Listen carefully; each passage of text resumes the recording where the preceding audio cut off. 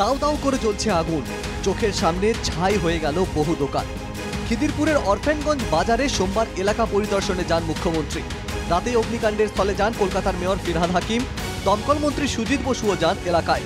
রবিবার গভীর রাতের এই অগ্নিকাণ্ডের পিছনে অন্য অভিসন্ধি দেখছে বিরোধীরা। টার্গেট কলকাতার মেয়র ও দমকল মন্ত্রী। পয়সা দিলে পরে ফায়ার সেফটি কি? কোনো সেফটি লাগবে না।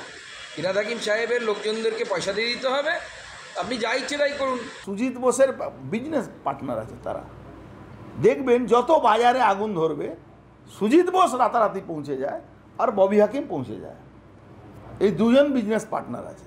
এ বহুদিন ধরে এই বাজারটাকে খালি করাবার ওখানে সনাতনী হিন্দুদের ম্যাক্সিমাম দোকান আছে। অগ্নিকাণ্ডের জন্য ব্যবসায়ীদের দায়ী করেছেন মমতা বন্দ্যোপাধ্যায়। আগুনটা তো আমরা লাগাইনি, এসে তোমাদের নিজেদের অব্যবস্থার জন্য আগুনটা লেগেছে। এখন যেটা গভর্নমেন্ট করতে পারে, গভর্নমেন্ট নয়া বিল্ডিং করে দেবে। সোমবার অগ্নিকাণ্ডের জায়গায় যান মুখ্যমন্ত্রী। ব্যবসায়ীদের বিকল্প জায়গায় দোকান করার ব্যবস্থার কথা জানিয়েছেন তিনি, কিন্তু দোকানে মজুদ বহু টাকার জিনিস ছাই হয়ে যাওয়ায় আতান্তরে ব্যবসায়ীরা। Bureau report, NKTV Bangla.